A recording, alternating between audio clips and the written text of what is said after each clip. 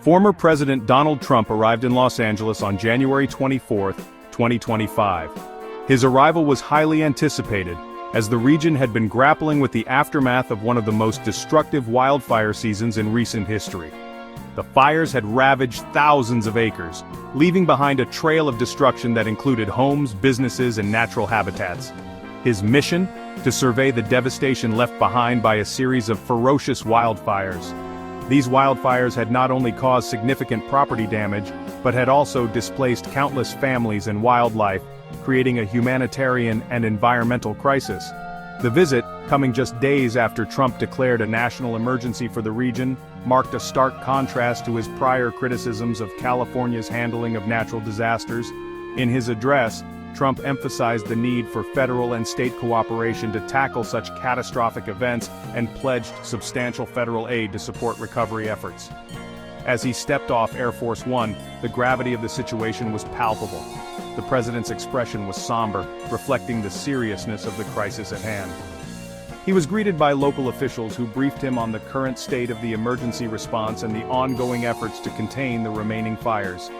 The air, heavy with the smell of smoke, served as a grim reminder of the inferno that had recently swept through the region. The landscape, once lush and green, was now a haunting scene of blackened trees and smoldering ruins, a testament to the fire's relentless fury. The president's visit aimed to bring national attention to the plight of the affected communities and to galvanize support for rebuilding and recovery. The numbers painted a horrifying picture of the wildfire's impact. Over 10,000 structures reduced to ash and rubble. Neighborhoods once vibrant and full of life now resembled desolate wastelands. The human cost was even more staggering, with at least 30 confirmed fatalities. Thousands more were displaced, forced to seek refuge in shelters and temporary housing. The scale of the destruction was almost unimaginable, a testament to the sheer power of nature's fury. Trump's visit began with an aerial tour of the fire-ravaged areas. From aboard Marine One, he surveyed the charred landscape, witnessing the full scope of the devastation. The images, even from a distance, were deeply unsettling. Later, Trump touched down in Pacific Palisades, one of the hardest-hit areas. He walked through the debris-strewn streets, meeting with local residents who had lost everything. The stories he heard were heartbreaking, tales of survival, loss, and uncertainty about the future. Section 4. Promises of support and familiar criticisms. During a press conference, Trump addressed the nation, expressing his shock and sorrow at the devastation. He stood before the cameras, visibly moved by the scale of the destruction, and spoke directly to the affected communities. "We're gonna be here for you," he promised the residents of California.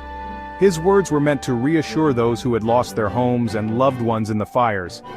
He pledged the full support of the federal government in the long and arduous task of rebuilding. This included financial aid, resources, and manpower to help the state recover from the catastrophic event. However, his comments were not without a hint of his trademark criticism. While he offered support, he also pointed out what he saw as the failures of the state government. He once again took aim at California's leadership, particularly Governor Gavin Newsom, for their policies on forest management and water conservation.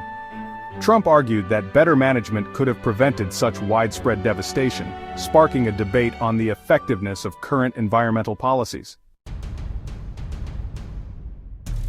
Section 5. Navigating political divides in times of crisis. Despite their political differences, Trump and Governor Newsom met privately during the visit. This meeting was a significant moment as it showcased a rare instance of bipartisanship. Both leaders, representing starkly different political ideologies, came together to address the urgent crisis at hand.